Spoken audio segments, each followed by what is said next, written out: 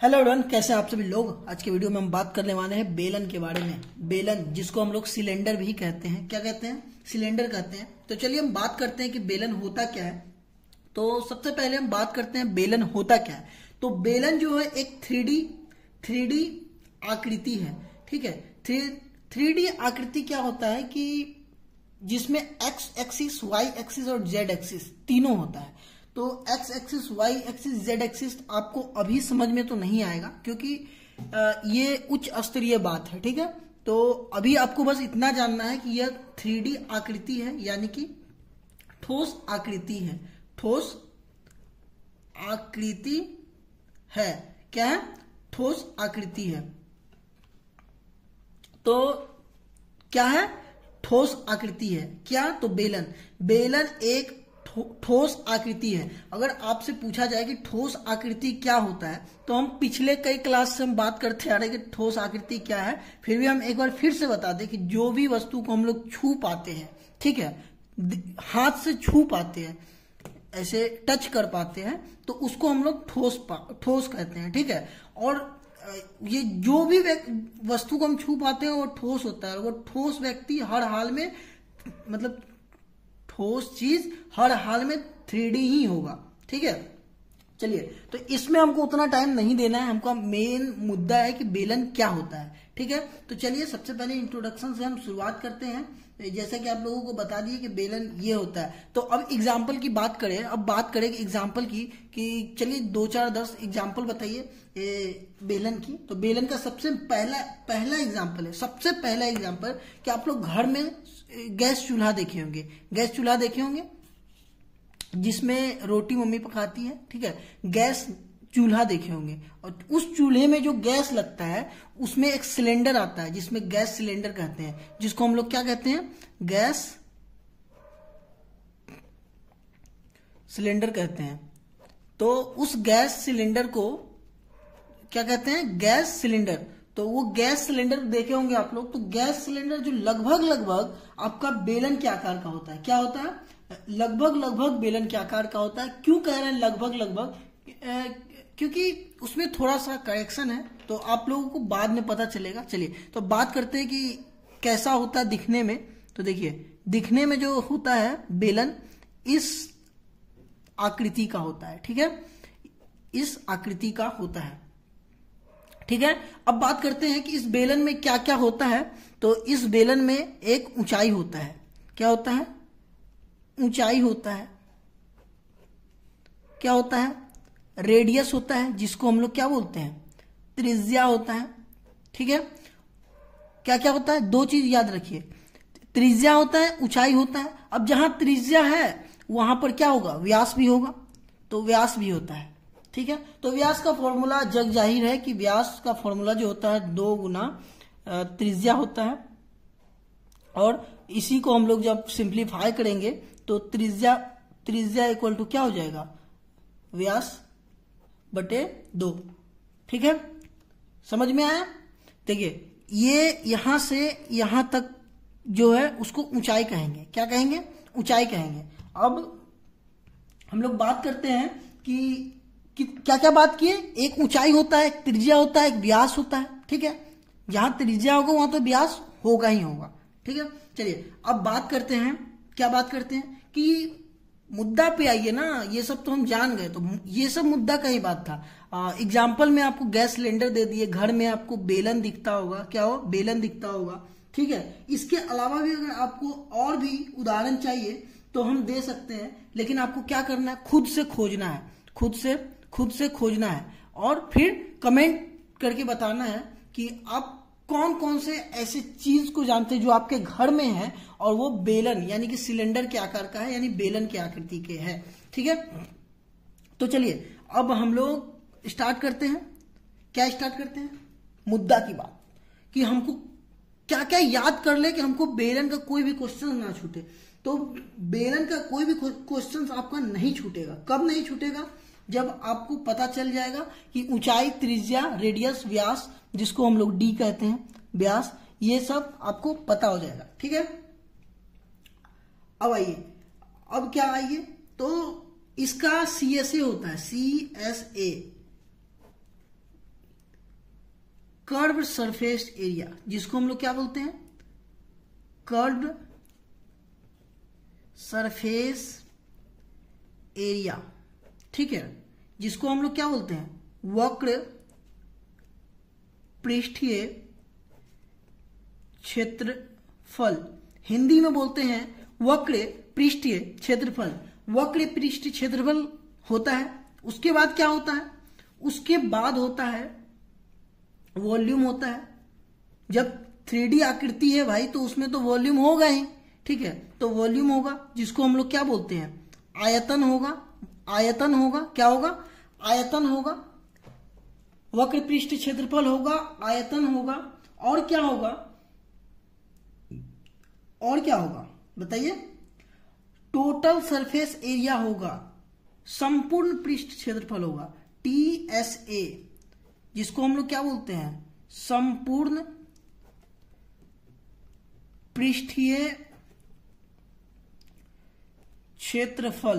क्या है, संपूर्ण पृष्ठीय क्षेत्रफल। देखिए तो अब हम बात कर ले क्षेत्रफल, क्षेत्रफल ये दोनों क्या है, क्षेत्रफल है, तो इसका जो मात्रक होगा इसमें भी आपका नंबर कटता है, इसीलिए आपको एकदम ध्यान रखना है, क्या समझे, ये जो आपका मात्रक है इसमें भी आपका नंबर कटेगा।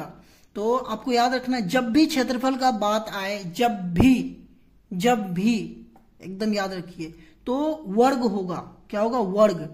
वर्ग के बाद आपको मान लीजिए कि क्या है कि सेंटीमीटर में दिया है तो वर्ग सेंटीमीटर हो जाएगा, मीटर में दिया है तो वर्ग मीटर हो जाएगा, ठीक है, किलोमीटर में दिया है तो वर्ग किलोमीटर हो जाएगा, ठीक है, मिलीमीटर में दिया है तो वर्ग मिलीमीटर हो जाएगा, ठीक है। वर्ग मिलीमीटर, वर्ग क्या होता है, जैसे 2 का वर्ग क्या होता है, 4 होता है, तो क्या करते हैं, स्क्वायर कर देते हैं ना, तो वर्ग सेंटीमीटर, सेंटीमीटर, या आप इसको सेम चीज को ऐसे भी लिख सकते हैं कि सेंटीमीटर स्क्वायर, ठीक है, ये सेम चीज है, दोनों सेम चीज है, ठीक है, ऐसे भी लिख सकते हैं, ऐसे भी लिख सकते हैं, या किलोमीटर स्क्वायर, वर्ग किलोमीटर को आप लोग किलोमीटर स्क्वायर ऐसे भी लिख सकते हैं, और क्या लिख सकते हैं, मीटर स्क्वायर, ठीक है, इसको लिख सकते हैं। तो ये सब बिल्कुल एक वर्ग किलोमीटर, ठीक है, वर्ग मीटर, ठीक, चलिए हो गया। जब भी ये भी क्षेत्रफल एकदम रट लीजिए, क्योंकि ये आपको नंबर कटने से बचाएगा, क्योंकि आपको फुल मार्क्स लाना है भाई, आपको ये बात ध्यान में रखना है, आपको फुल मार्क्स लाना है। तो वॉल्यूम जो है, वॉल्यूम की बात जब भी होगी तो क्या होगा, घन होगा, क्या होगा, घन होगा, घन सेंटीमीटर, घन मीटर, घन किलोमीटर, क्या हो गया, ठीक है।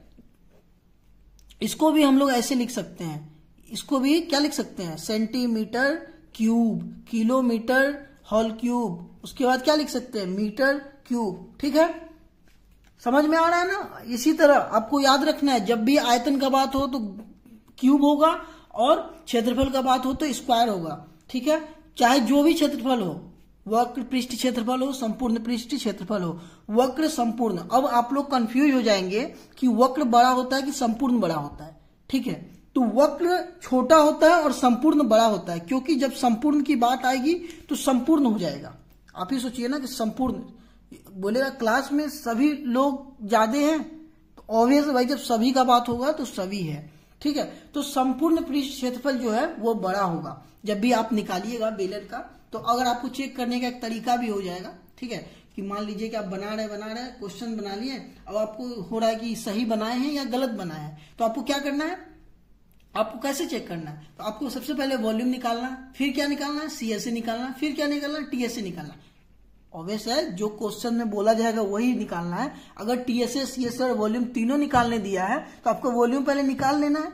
वॉल्यूम किस मात्रक में आएगा, क्यूब में आएगा, और CSA और TSA किस में आएगा, तो CSA और TSA जो है तो संपूर्ण पृष्ठ क्षेत्रफल और वक्र पृष्ठ क्षेत्रफल है वो स्क्वायर में आएगा, ठीक है, ये बात क्लियर है। अब दूसरी बात पे आते हैं, जब एक बात क्लियर हो जाएगा तो हम दूसरी बात पे आएंगे कि TSA हमेशा बड़ा होगा, TSA जो है वो बड़ा होगा CSA से, किस में, मतलब अंक में, ये याद रखिएगा, चलिए तो अब देखते हैं कि CSA का फॉर्मूला क्या होता है। तो CSA का फॉर्मूला जो होता है क्या होता है, तो CSA का फॉर्मूला होता है 2πRh। क्या होता है? 2πRh, और इसका वॉल्यूम का πr²h। टेंशन मत लीजिए, अभी इस पे हम क्वेश्चन हल करेंगे, ठीक है, इसको अभी टेंशन नहीं लीजिए। 2πRh πr²h, और इसका क्या हो जाएगा, इसका हो जाएगा 2π, क्या हो जाएगा जल्दी बताइए, 2πr²h, तो इसका हो गया RH प्लस 2πr²। ठीक है, तो अब देखिए इसको हम लोग कैसे याद रखते हैं। जैसे कि मेरा पर्सनली याद करने का तरीका है कि जैसे कि इसमें देखिए 2πr कॉमन आ जाएगा और h प्लस r, ठीक है, तो हम ऐसे याद रखे हैं, तो आपको भी इसी तरीका से याद रखना है। इसमें जो क्या कहते हैं सॉल्यूशन करने का तरीका जो होगा, सॉल्यूशन जो होगा वो कॉम्प्लेक्स कम होगा, ठीक है, इजी होगा, कम गुना भाग करना पड़ेगा आपको, ठीक है। तो क्या करना है 2πr into h plus r, ये लिखना है, क्या है h प्लस r। h क्या है, h ऊंचाई है, देख लीजिए, r क्या है, त्रिज्या है, ठीक है। चलिए ये आपका हो गया।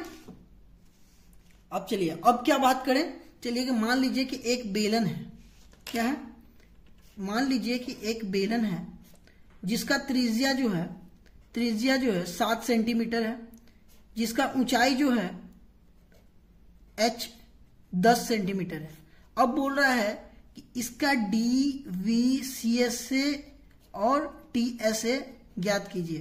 क्या ज्ञात कीजिए, संपूर्ण पृष्ठ क्षेत्रफल, व्यास, आयतन, संपूर्ण पृष्ठ क्षेत्रफल, और क्या ज्ञात कीजिए, और वक्र पृष्ठ क्षेत्रफल ज्ञात कीजिए। तो कैसे ज्ञात करेंगे, सबसे पहले D इक्वल टू हम लोग जानते हैं, D यानी कि व्यास, D यानी कि व्यास, व्यास क्या जानते हैं, व्यास बराबर जानते हैं 2 गुना त्रिज्या, तो 2 गुना 7 क्या हो गया 14, 2 गुना 7 14 हो गया, ये क्या हो गया हमारा व्यास निकल गया। अब देखिए वॉल्यूम की बात करें तो वॉल्यूम क्या है, वॉल्यूम हो जाएगा 2, क्या है वॉल्यूम का फॉर्मूला क्या है, एकदम याद रखिए πr²h है, एकदम रटना है इसी को, नहीं तो बनेगा ही नहीं। πr²h 22/7 गुना 7 गुना 7 गुना 10, 7 से 7 कैंसिल आउट हो जाएगा, यानी कट जाएगा।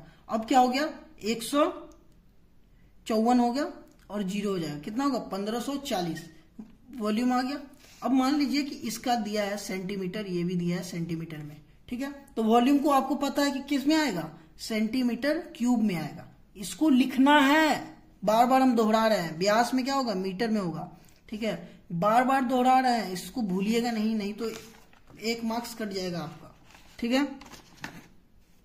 अब देखिए CSA मतलब वक्र पृष्ठीय क्षेत्रफल, वक्र पृष्ठ क्षेत्रफल हो जाएगा, क्या हो जाएगा, तो वक्र पृष्ठ क्षेत्रफल हम लोग को पता है 2πRh, क्या है 2 गुना 22/7 गुना 7 गुना 10, ये कैंसिल आउट, 22 गुना 44 और 44 गुना 10 440। अब देखिए वक्र पृष्ठ क्षेत्रफल आपको पहले भी बोले हैं कि जब भी क्षेत्रफल का बात होगा तो सेंटीमीटर स्क्वायर होगा, मतलब स्क्वायर होगा, क्या में किस मतलब यहाँ पे क्या है, मापने का पैमाना क्या है, सेंटीमीटर है, तो क्या हो जाएगा क्षेत्रफल, वक्र पृष्ठ क्षेत्रफल सेंटीमीटर स्क्वायर। अब हो गया, अब हम लोग क्या निकालेंगे, इसके बाद संपूर्ण पृष्ठ क्षेत्रफल निकालेंगे, संपूर्ण पृष्ठीय क्षेत्रफल, जिसको हम लोग TSA भी बोलते हैं, क्या बोलते हैं TSA। तो संपूर्ण पृष्ठ क्षेत्रफल आपको कैसे याद कराए थे, 2πr into h plus r, आपको ऐसे याद रखना है, एकदम आसानी से याद रहेगा, ठीक है। 2 गुना 22/7 गुना 7 इंटू 10 प्लस 7, ठीक है। 7 से 7 कैंसिल आउट, 22 दूना 44, 10 प्लस 7 17, 17 चौके 68 का 8 हासिल 6, 17 चौके 68 और 6 कितना हो गया, 68 और 6 74 हो गया, ठीक है। एक बार आप लोग इसको देख लीजिएगा, किसको देख लीजिएगा, गुना करके, क्योंकि हो सकता है गुना मेरा गलत हो, हम यहाँ आपको गुना भाग नहीं समझा रहे, लेकिन आपको एकदम करेक्ट गुना करना है। हम आपको बता रहे हैं कि कैसे बेलन को कैसे सॉल्व किया जाए, क्वेश्चन दिया रहे तो, ठीक है।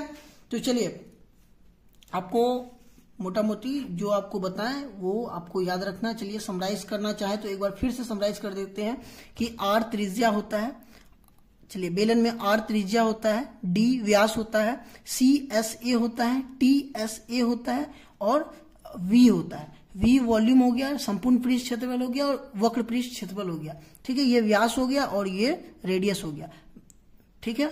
रेडियस हो जाएगा D/2 और व्यास हो जाएगा 2R। C S A हो गया 2 पाई R H, ठीक है।